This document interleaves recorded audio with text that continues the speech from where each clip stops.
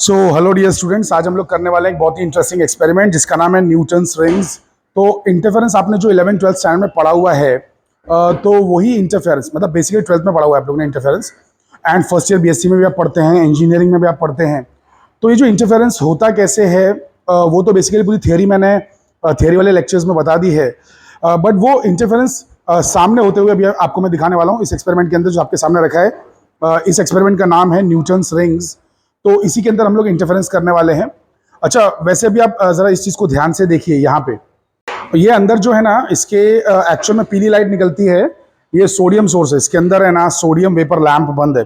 मतलब ऐसा समझ लीजिए इसको, अगर मैं थोड़ा देसी भाषा में कहूँ, क्रूड भाषा में, तो इसके अंदर सोडियम जो मेटल था उसे एकदम एवेपोरेट कर दिया गया है, वेपराइज कर दिया गया है। और वेपराइज करके उसकी गैस बना के समझ लो उसको एक्साइट किया गया। जब एक्साइट हुआ है वो, तो उसमें से क्या होता है कि बेसिकली इलेक्ट्रॉन्स है ना जंप करते हैं ना डिफरेंट डिफरेंट स्टेट्स में। एंड जब वो जंप करते हैं तो इसमें से कुछ लाइट निकलती है। अच्छा, इसकी पूरी जो थियोरी है डिटेल में वो सेकेंड ईयर बीएससी की बुक्स में दी हुई है कि सोडियम वेपर लैम्प कैसे काम करता है, मर्क्यूरी वेपर लैम्प कैसे काम करता है। तो अभी उसमें डिटेल्स में हम लोग नहीं जाएंगे। और वैसे एटॉमिक एक्साइटेशंस की थियोरी तो आप लोग है ना मतलब केमिस्ट्री में और फिजिक्स में पढ़ते ही आए हैं ज़माने से। एंड बहुत ज़माने से पढ़ रहे हैं, राइट? काफ़ी टाइम से पढ़ रहे हैं आप। एंड वो थियोरी सिर्फ उतनी ही नहीं है, उसमें काफ़ी कुछ है। वो एटॉमिक फिजिक्स के लेक्चर्स में भी मैंने बताया हुआ है कि सोडियम में दो ही कलर्स आते हैं, और दो ही कलर्स क्यों आते हैं, उनको हम सोडियम D1 D2 लाइन्स कहते हैं। और वो दो कलर्स दोनों ही बेसिकली येलो कलर हैं। तो वो दो कलर्स जो हैं हमें इन जनरल नेकेड आइज से, अपनी आंखों से, वो एक ही दिखाई देते हैं। ठीक है, दो कलर्स दो नहीं दिखाई देते, बिकॉज वो बहुत ही नज़दीक नज़दीक के कलर्स हैं। एनीवे, बहुत हो गई बातें। यहाँ पर अभी ये जो है ना फुल स्टार्ट नहीं हुआ, इसमें से येलो लाइट अभी भी निकल नहीं रही है, ये थोड़ा ऑरेंजिश ही है। अच्छा, इसका ये रीजन नहीं है, it's not a like plain region के ये अभी तक गर्म नहीं हुआ है एंड ऑल, ऐसा ऐसा नहीं होता है। इसके पीछे पूरी थियोरी है कि ये एग्जैक्टली ऐसा क्यों होता है कि कुछ वक्त लेता है चालू होने में, ये भी। और हमारा जो व्हाइट लाइट वाला जो मर्क्यूरी लैम्प है वो भी। But anyway, we will not discuss all those things. तो जैसे ये येलो लाइट इसमें स्टार्ट हो जाएगी, हम लोग एक्सपेरिमेंट करना स्टार्ट करेंगे। यहाँ पर हमारे पास जो है सेटअप रखा हुआ है न्यूटन्स रिंग का। तो पहले मैं सेटअप आपको बता देता हूँ। तो जो सेटअप है, यहाँ पर आप देख सकते हैं कि एक ग्लास प्लेट है, ये ग्लास प्लेट, जिसको मैं पकड़ के देखिए यहाँ से ऐसा रोटेट कर सकता हूँ। तो इसको कोशिश करना है अंदाजे से ऑलमोस्ट 45 डिग्री रखना है आपको। वैसे होना तो एक्जैक्टली 45 होना, मतलब होना चाहिए एक्जैक्टली 45 पे होना चाहिए ऐसा स्लांट। मतलब ये जो हॉरिजॉन्टल होता है ना, हॉरिजॉन्टल समझते हैं ना, एक्स एक्सिस, तो एक्स एक्सिस से ऐसा टेढ़ा होना चाहिए, 45 डिग्री पे होना चाहिए। बट एक्जैक्टली अगर नहीं भी है कोई बात नहीं, अंदाजे से आपको 45 पे रखना है। और इसके नीचे है ना बेसिकली एक लेंस रखी गई है जो कि एक प्लेनो कॉन्वेक्स लेंस है। प्लेनो कॉन्वेक्स समझते हैं ना आप? ये देखिए, ये है प्लेनो कॉन्वेक्स लेंस। ध्यान से देख पा रहे हैं, समझ पा रहे हैं आप लोग?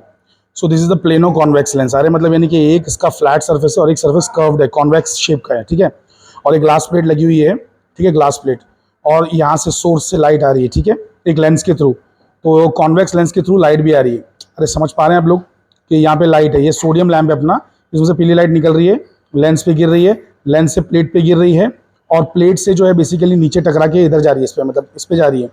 ठीक है, इसमें जा रही है। Are you guys understanding the point? तो नीचे जा रही है, नीचे टकरा के वापस ऊपर जा रही है, और आपस में इंटरफेयर कर रही है ना?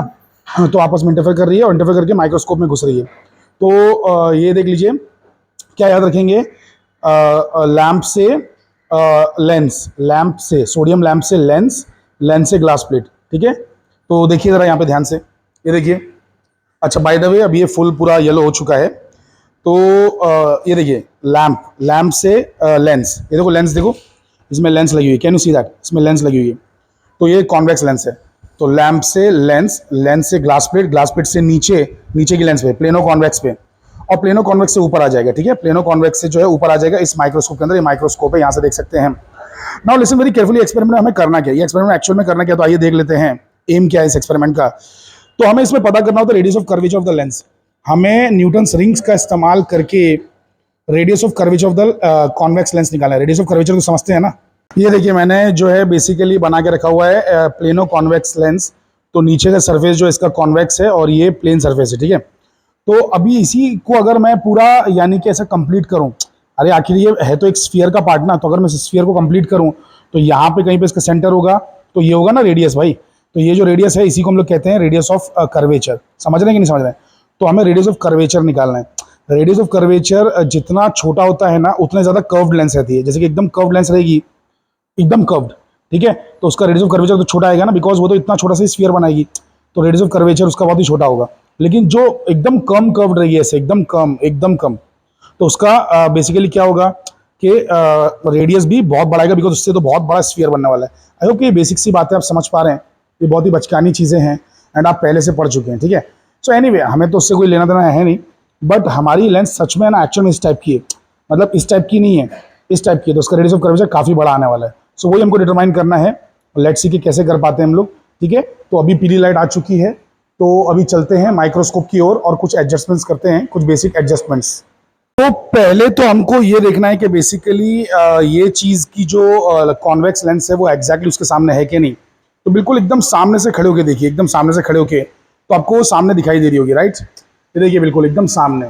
सो कॉन्वेक्स लेंस जो है उसके सामने अगर नहीं है तो बिल्कुल लेके आ जाइए, ठीक है, सामने लेके आ जाइए, सबसे पहली बात ये। अब दूसरी बात ये कि जो लाइट जा रही है यहाँ से निकल के जो लाइट यहाँ जा रही है कॉन्वेक्स लेंस में, वो निकल के इस पर गिरना चाहिए और वो नीचे जाना चाहिए। अब देखो जिस तरीके से ये रखा हुआ है इससे तो ऊपर जाएगी, तो आपको ऐसा नहीं रखना है, आपको स्क्रू को पकड़ना है और इसे घुमाना है ऐसे ऐसे, अरे ताकि लाइट जो है इस पे जाके टकरा के नीचे जाए भाई। अरे समझ पा रहे हैं कि नहीं समझ पा रहे हैं? अकल के पुतलो, इसको 45 पे तो रखना है, लेकिन 45 तो ये भी है और 45 ये भी है, लेकिन ऐसा 45 नहीं रखना है, ऐसा 45 रखना है, समझ रहे हो, ताकि लाइट इधर आए और इधर से टकरा के नीचे जाए, तभी तो नीचे से इंटरफेयर करके ऊपर आएगी ना। अरे मतलब नीचे से टकराएगी, रिफ्लेक्ट होगी, फिर इंटरफेयर करेगी, ऊपर आएगी और माइक्रोस्कोप में घुसेगी, ठीक है। सो इस तरीके से लाइट आना चाहिए, ठीक है। तो इसको 45 में मैं मतलब हल्का फुल्का रख देता हूँ। वैसे एक हाथ से करना है सब चीज़ें थोड़ा मुश्किल काम है, बट मैं ट्राई कर रहा हूँ अप्रॉक्सीमेटली 45 को रखने का, ठीक है। समझ पा रहे हैं आप लोग कि हम करना क्या इसके अंदर एग्जैक्टली। तो ऐसा करते ही, ये अरेंजमेंट करते ही आपको कुछ करने की ज़रूरत नहीं है। लोग अक्सर घबरा जाते हैं इस एक्सपेरिमेंट से कि अरे अरेंजमेंट बहुत हार्ड है, बहुत डिफिकल्ट है। अरे भाई कोई डरने की ज़रूरत नहीं है, सिर्फ ये कर दो खाली यार, तुम 45 पे रख दो ना, डायरेक्टली रिंग्स आ जाएगी। कुछ नहीं करना है इसके अंदर, कोई इसमें रॉकेट साइंस थोड़ी ना है। लाइट आएगी, कन्वर्ज होगी, मतलब इसके ऊपर, सॉरी, लाइट आके गिरेगी इसके ऊपर, ये क्या करेगा, इस पर लाइट फोकस करेगा, पैरेलल लाइट, और फिर उसके बाद में यहाँ से जो है नीचे लाइट जाएगी, इंटरफेरेंस का पैटर्न क्रिएट करेगी एंड वो हमको माइक्रोस्कोप में दिखाई देगी। और इंटरफेरेंस की रिंग्स इसमें अभी आ भी चुकी हैं, बस ये प्रॉब्लम है क्या ना, थोड़ी सी देखिए इसमें धूल मिट्टी दिखाई दे रही है आपको, है ना। इसको साफ करेंगे तो उसके बाद जाके शायद आपको है ना मोबाइल में से दिखाई दे। मोबाइल में से दिखा पाना मुश्किल है, मुझे नेकेड आइज से दिखाई दे रहा है, मुझे नेकेड आइज से दिखाई दे रहा है। हमारी आंखें जो हैं वो मोबाइल के कैमरे से काफ़ी ज़्यादा अच्छी है, ठीक है, तो डायरेक्टली दिख रहा है इसके अंदर। लेकिन वो चीज़ आपको मैं डायरेक्टली मोबाइल से दिखा नहीं सकता, मुझे यहाँ से दिखाना पड़ेगा, ठीक है। मैं यहाँ से दिखाता हूँ आपको, डोंट वरी। लेकिन यहाँ से दिखाने के लिए मुझे ढूंढना पड़ेगा पहले उसे, क्योंकि वो होगा कहीं भी, राइट, और ये कहीं भी देख रहा है ना, तो मुझे धीरे धीरे जो है आपको वहाँ पे ले जाना पड़ेगा। अरे देखो इसमें भी देख लो, इसमें कुछ भी नज़र नहीं आ रहा, देखो इसमें कोई भी न्यूटन की रिंग्स नज़र नहीं आ रही, सिवाय क्रॉस वायर के कुछ नज़र नहीं आ रहा है। Can you see the cross wire? So इसमें क्रॉस वायर नज़र आ रहा है जो कि बिल्कुल एक्स के साइन का बना हुआ है, प्लस के साइन का नहीं है। हमको प्लस के साइन का उसको करना होगा अरेंज, वो हम घुमा के कर देंगे, डोंट वरी। यहाँ से घुमा के है ना, यहाँ से घुमा के, तो प्लस के साइज, प्लस के शेप का बना देंगे, प्लस के शेप का, एक्स के शेप का उसको रहने नहीं देंगे। अरे समझ पा रहे हैं कल के बुतलों के, नहीं समझ पा रहे हैं आप लोग मेरी बातों को। तो ये जो है क्रॉस वायर, उसको हम बाद में सीधा कर देंगे, डोंट वरी, मैं सीधा कर दूंगा। तो ये क्रॉस वायर पे आप ज़्यादा ध्यान मत दीजिए अभी फिलहाल तो पहले रिंग्स ढूंढते हैं यार, रिंग्स ढूंढना पड़ेगा। तो रिंग्स ढूंढने के लिए इसे चलाना पड़ेगा ना, किसको, माइक्रोस्कोप को चलाना पड़ेगा। तो माइक्रोस्कोप को चलाते कैसे है मालूम है? मतलब इसमें ना दिया हुआ है, देखो साइडवेज ऐसा चलाना है, ऐसे चलाना है, सुनो ऐसे चलाना है। रुको मैं थोड़ा वाइड एंगल दिखाता हूँ। अगर इसको इधर चलाना है तो ये वाला स्क्रू मूव करना पड़ेगा, समझ रहे, ये वाला स्क्रू, ये देखो चल रहा है। एक सेकंड ध्यान से देखो, ये देखो इसका जीरो दिख रहा है आपको, ये जीरो, ये देखो आगे बढ़ेगा, अभी दिखा जीरो आगे बढ़ते हुए दिखा। अब अकल के पुतलो नहीं दिख रहा तो लाइट जला दूं, ये देखो, अब ध्यान से देखो, हाँ क्या ना, समझ पा रहे हो? तो बेसिकली साइड में चलाना है तो इससे चलाना पड़ता है, ठीक है, और आगे पीछे चलाना है, आगे पीछे तो इससे चलाना पड़ता है। ये देखो चल रहा है आगे पीछे, हाँ क्या ना, अरे चल पा रहा है कि नहीं भाई, ठीक है। ऊपर नीचे चलाना है तो इससे चलेगा, ऊपर नीचे, ये है ऊपर नीचे। अरे समझ पाए आप लोग कि नहीं समझ पाए मेरी बात? तो इससे ऊपर नीचे चलेगा। और थोड़ा सा और एक्स्ट्रा एडजस्टमेंट करना है, मतलब इसको थोड़ा ऊपर नीचे करना है, फोकस में लाना है, लेंस के बीच का गैप चेंज करना है, तो इससे चलेगा। देखो दिख रहा है, इससे फोकसिंग होगी, ठीक है, इससे फोकसिंग होगी और इससे भी ऊपर नीचे एक साथ पूरा का पूरा इंस्ट्रूमेंट चलेगा, ठीक है। ठीक है, और यहाँ से भी ऊपर नीचे। अरे are you guys understanding it? तो ऊपर नीचे के लिए ये है भाई, आजू बाजू के लिए ये है, आजू बाजू के लिए, ठीक है, और आगे पीछे के लिए। तो पूरा 3 डायमेंशनल इसमें मोशन आप परफॉर्म कर सकते हैं। आई होप कि बेसिक सी बात आप सभी के भेजे में घुस चुकी है, ठीक है। तो अभी मैं रिंग्स ढूंढता हूँ, रिंग्स ढूंढने के लिए मैं तीनों चीज़ें चलाऊंगा भाई। ये बता के कोई फायदा नहीं है वीडियो के अंदर, क्योंकि ये तो चीज़ जो है वो आपको करना पड़ेगी ना। हर एक लैब में अलग तरीके से रखा हुआ होगा, कोई बच्चा बिगाड़ के चला गया होगा, तो कभी आपको थोड़ा पीछे भी लेना पड़ेगा, थोड़ा आगे भी लेना पड़ेगा। बट जैसे ही आ जाएगा इसके अंदर तब मैं आपको दिखा दूंगा, रिंग्स दिखा दूंगा, ठीक है, डोंट वरी।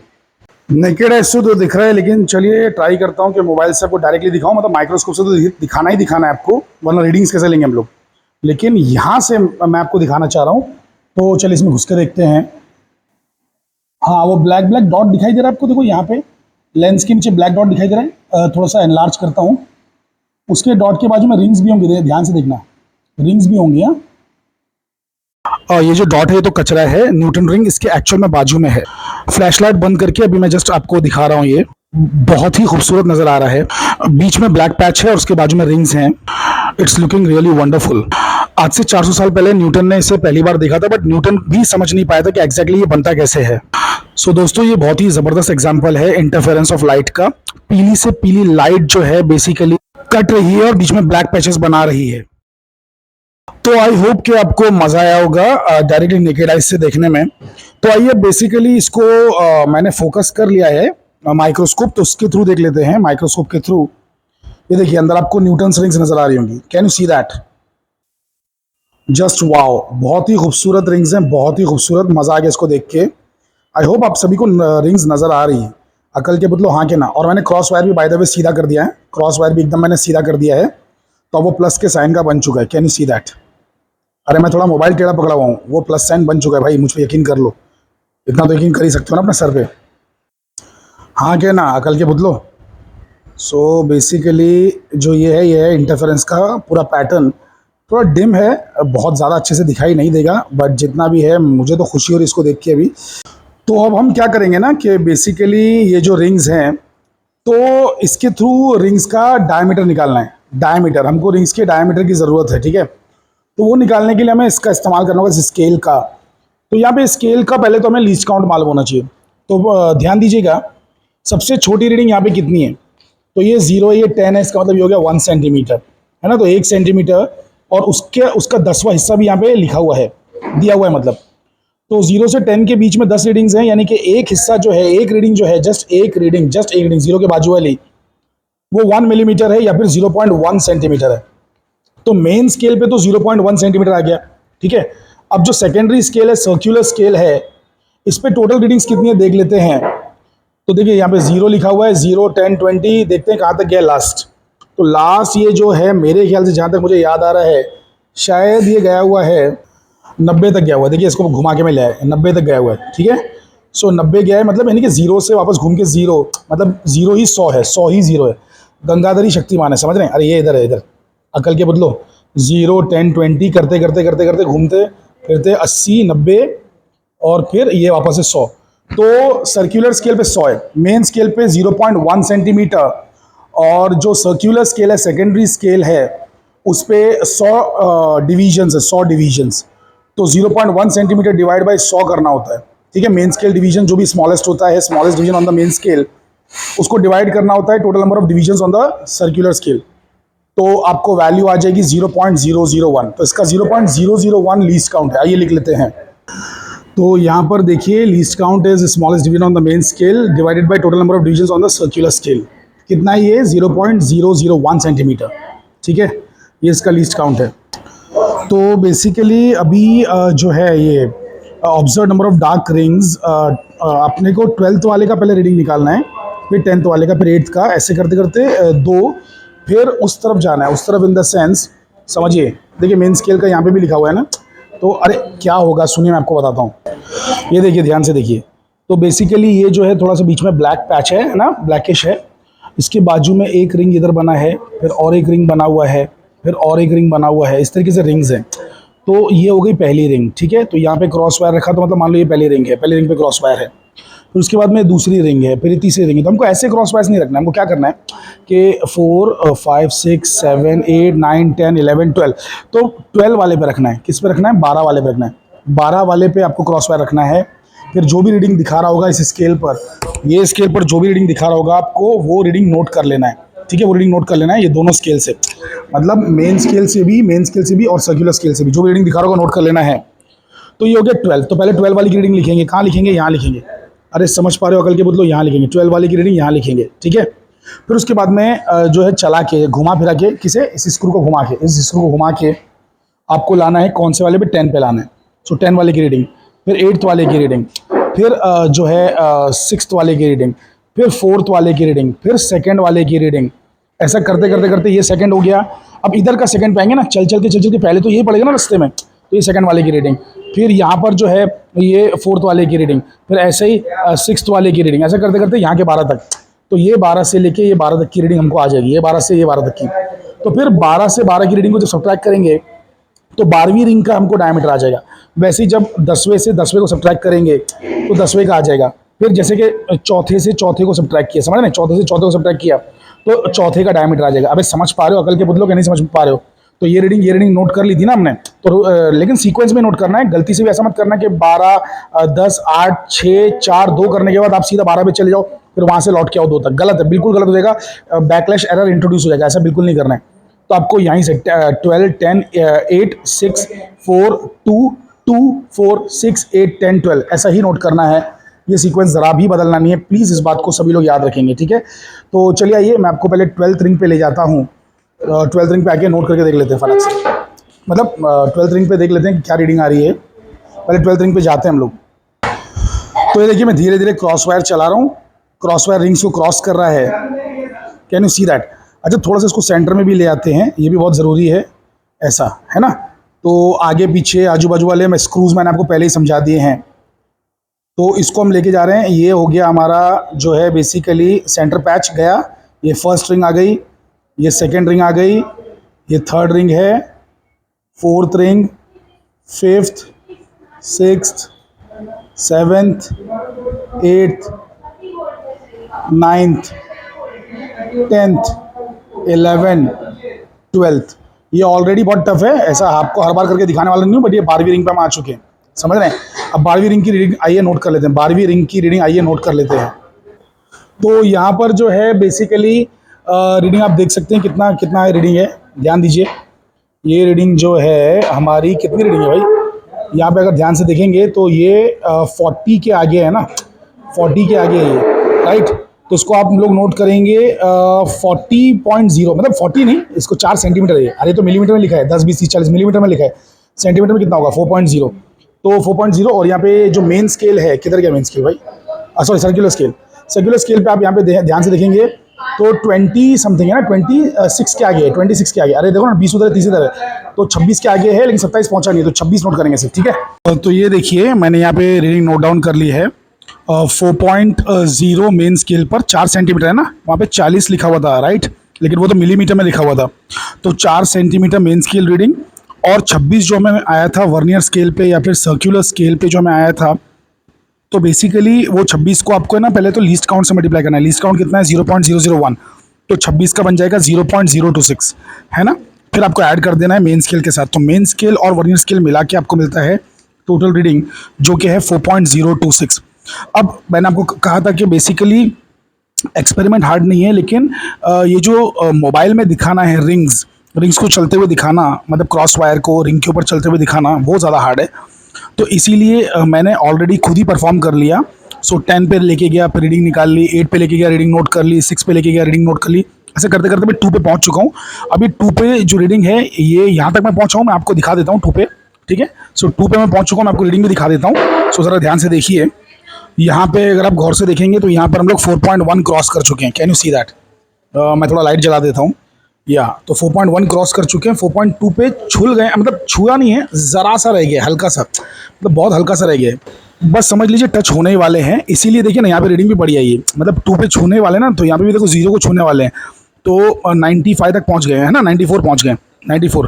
तो बेसिकली तो ध्यान से इधर देखिए, ये देखिए 4.1 के बाद 94, यानी कि ऑलमोस्ट 4.2 के बराबर ही हो गया ना। अरे अकल के पुतलो, अगर इसको राउंड ऑफ करोगे तो 4.2 ही बन जाएगा ना। तो लगभग मतलब बिल्कुल सही दिख रहा है ना आपको कि मेन स्केल पे 4.2 छूने वाला है ऑलमोस्ट, है ना। तो 4.1 आपने यहाँ पे नोट किया और यहाँ पे आपने 94 नोट कर लिया। तो ये हमारी 2 पे आके रीडिंग हो गई। अच्छा, इसके अंदर भी दिखा देता हूँ आपको, इसके अंदर अगर आपको मुझ पर यकीन नहीं हो रहा है कि 2 पे रखा है कि नहीं। सो क्रॉस वायर देखो 2 पे, जरा ध्यान से देखो। कमॉन कमॉन कमॉन, आ जाओ आ जाओ आ जाओ आ जाओ। अरे थोड़ा सेट करना पड़ेगा, रुको रुको। हाँ हाँ हाँ, आ गया परफेक्ट। तो बीच वाला जो पैच है, डार्क पैच, उसके बाद में जो देखो रिंग है ना, एक रिंग, 2 रिंग। अच्छा, वो जो बीच में जो डार्क पैच है वो कम्प्लीटली डार्क नहीं है, उसमें बीच में ना डार्क पैच के बीच में भी थोड़ा सा ब्राइटनेस है। उसके पीछे एक रीज़न है। उसके पीछे रीज़न ये क्या है ना, थोड़ी सी लेंस है ना, हल्की सी मैंने ज़्यादा टाइट कर दी है। टाइट इन द सेंस कहाँ से टाइट कर दी है, इधर से देखिए। देखिए ये जो नीचे वाली लेंस है, कौन सी, ये वाली है ना, ये वाली, अरे नीचे वाली जो वो वाली है ना, प्लेनो कॉन्वेक्स वाली। तो उसके देखिए बाजू में स्क्रू लगे हुए हैं। Can you see the screws? ये जो स्क्रू है ना भाई, ये वाले स्क्रू, ये वाले, ये स्क्रू, इससे मैंने थोड़ा सा लेंस को ज़्यादा टाइट कर दिया। अगर मैं इसे ढीला करूँगा ना तो बीच का पैच जो है ना वापस से पूरा पूरा फुल डार्क हो जाएगा। वो एक्चुअल में ऐसा होता है, मतलब वो मैंने बहुत ज़्यादा टाइट कर दिया ना, तो उसमें बीच में ना एक एयर फिल्म कहीं तो बन गई है। तो जहाँ पे पॉइंट ऑफ कॉन्टैक्ट है ना, वहाँ पे जो जीरो मिलना चाहिए था, मतलब डार्क मिलना चाहिए था, वहाँ पे डार्क मिल नहीं रहा है। बट एनीवे वो सब चीज़ें अभी मैं इतना डिटेल में डिस्कस नहीं कर सकता। अभी हमारे पास क्या इतना टाइम होता नहीं है ना प्रैक्टिकल करते में, और मैं चाहता भी नहीं कि वीडियो बहुत ज़्यादा लंबा हो जाए, तो उसको इग्नोर करेंगे फिलहाल। तो ये जो भी आ रहा है ना, ठीक ठाक ही आ रहा है, ठीक है। तो बेसिकली सेकंड वाले पे है, अब हम उस तरफ के सेकंड वाले पे जाएंगे, ठीक है, ओके। तो चलिए इसको भी इस 2 से उस 2 पे ले चलें, ठीक है। ध्यान से देखते रहिए। तो हम लोग जो आगे बढ़ते जा रहे हैं फटाफट, है ना, बिल्कुल पैच क्रॉस कर रहे हैं, अभी पैच क्रॉस हो रहा है। तो यहाँ पे हाँ करेक्ट, पहली रिंग आ गई, ये दूसरी रिंग आ गई। तो इस तरीके से 2, फिर 4, फिर 6 आप करते चले जाएंगे, ठीक है, ओके। तो अब ये 2 पे आके मैं रीडिंग देख लेता हूँ। तो यहाँ पर जो रीडिंग आई है भाई, कितनी आई है, ये 4.4 है ना, 4.4 के आगे है, 4.4 के आगे। And this is what, this is 34 के आगे, है ना। तो 4.434 हो जाएगा, ओके।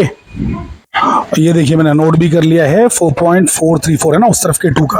अरे समझ रहे हैं कैसे रीडिंग लिखना आ रहा है, पहले ऊपर से ऐसा देखो 12, 10, 8, 6, 4, 2, फिर यहाँ से 2, 4, 6, 8, 10, 12 करेंगे, ठीक है। तो अभी तो 2 हो गया है, अभी मैं बाकी आपको करके दिखाऊंगा नहीं, मैं डायरेक्टली फटाफट रीडिंग ले लेता हूँ और फिर हम लोग आगे बढ़ते हैं, ठीक है। तो फाइनली फ्रेंड्स, ये है हमारी सारी रीडिंग्स। एंड मतलब यानी कि अब करना क्या है, अगला पार्ट क्या है, तो इसमें हम लोगों को डायमीटर निकालना है। डायमीटर निकालने के लिए क्या करना पड़ेगा, मतलब डायमीटर मतलब DN जो लिखा हुआ है ना, वही डायमीटर है, तो उसमें A- B करना होगा। तो यहाँ पर जो रीडिंग है बेसिकली वो है मतलब जो भी रीडिंग लिखी हुई है ना यहाँ पे, मतलब देखो ना, एक लेफ्ट कॉलम है और एक राइट कॉलम है, ठीक है। तो यहाँ पर जो रीडिंग लिखी हुई है वो A है और ये B है। वैसे उस लेफ्ट और राइट का कोई मीनिंग नहीं है, प्लीज़ याद रखिए, मैं इसको कैंसिल कर देता हूँ। एक्चुअल में उसका मतलब सिर्फ इतना है कि ना मतलब मैनुअल हमसे कह रही है, मैनुअल, ये जो हम मैनुअल पकड़े हुए हैं ना, मतलब बेसिकली जिसमें हम लिख रहे हैं, तो ये हमसे कह रही है कि ना पहले लेफ्ट की रीडिंग लो फिर राइट की रीडिंग लो। लेकिन हमने क्या किया, पहले राइट की रीडिंग ली और फिर बाद में लेफ्ट की रीडिंग ली, ठीक है। तो कोई बात नहीं, उससे कोई फ़र्क नहीं पड़ता है, डिफरेंस ही तो निकालना है ना भाई, अरे सब्ट्रैक्शन ही तो करना है। तो बेसिकली 4.026 और 4.573 इन दोनों को सब्ट्रैक्ट करना है आपस में, तो diameter of the 12th ring आ जाएगा। फिर वैसे ही 4.062 और 4.556 को जब सब्ट्रैक्ट करेंगे तो 10th वाले रिंग का डायमीटर आ जाएगा। तो चलिए ये मैं इसका डायमीटर निकाल के सारी चीज़ें करके फाइनली आपको दिखाता हूँ, ठीक है। तो फाइनली बेसिकली देखिए हम लोगों ने क्या किया, ध्यान से देख लीजिए, 4.573 में से माइनस किया है किस चीज़ को, 4.026 को माइनस किया है, तो 0.547 आ गया। आप लोग चेक कर सकते हैं कैलकुलेटर के अंदर।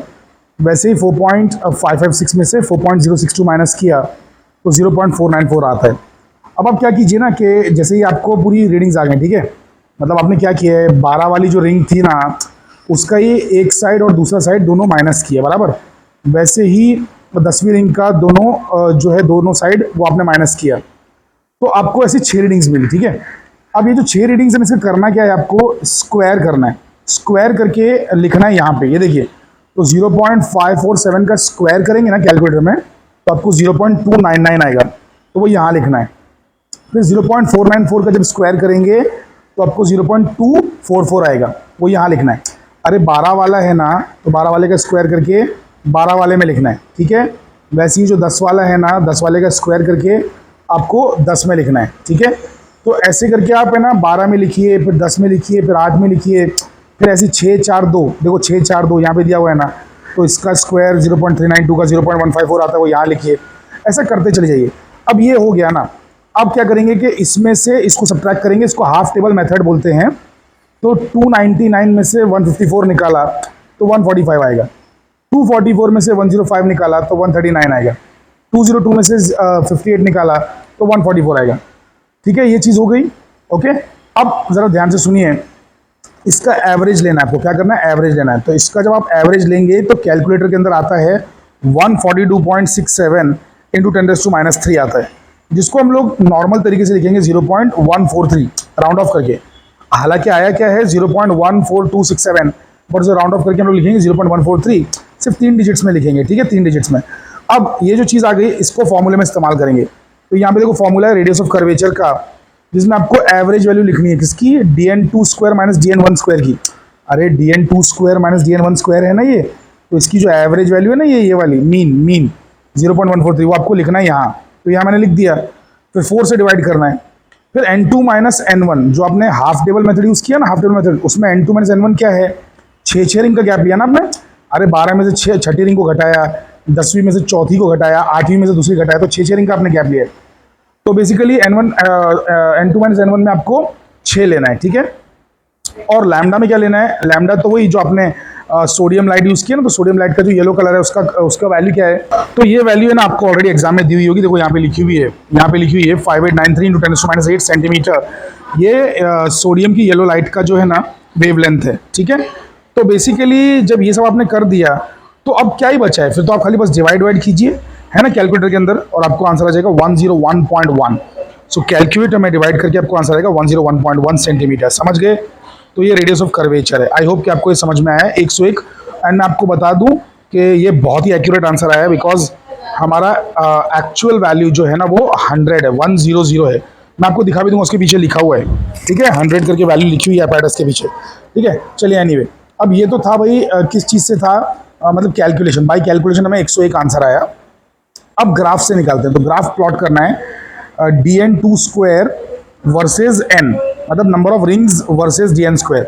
तो नंबर ऑफ रिंग्स कौन सी है? देखो अपना कितना है, मतलब अपन 1 से शुरू करके 12 तक जाना है। अरे रिंग कितनी? 12 ही रिंग है ना भाई जो हम लोग ले रहे हैं, तो 12 रिंग तक जाना है। तो यहाँ पे तो बहुत ईजी हो जाएगा ना, 1 2 3 4 5 6 7 8 9 10 11 12, तो 12 लिखना बहुत आसान है। अब यहाँ क्या लिखें? तो यहाँ पे अगर आप ध्यान से देखेंगे dn² की जो वैल्यूज़ हैं, dn² की वैल्यूज़, तो सबसे बड़ी वैल्यू जो है वो ये है 299, मतलब 300 मान लीजिए। तो बेसिकली 300 को मुझे कैसे भी करके है ना, मेरे पास 30 लाइन तो है नहीं, तो मैं 10-10 करके तो नहीं कर सकता, लेकिन 15 लाइन्स तो मेरे पास है ना, तो 15 लाइन्स में 20-20 करके एडजस्ट कर दूंगा 300। अच्छा 300 इसको बनाना कैसे? ये 300 है नहीं है, 299 है ना, और वो भी 0.299 है। तो इसको अब क्या करेंगे? 299 इंटू 10⁻³ ले लेंगे, 244 इंटू 10⁻³, 202 इंटू 10⁻³, मतलब इस तरीके से करते हैं सो ऑन। तो मैंने इसको लिख के नहीं बताया, ठीक है। तो इस सबका भी ऐसे करेंगे, ये हो जाएगा 154 105 58 इंटू 10⁻³।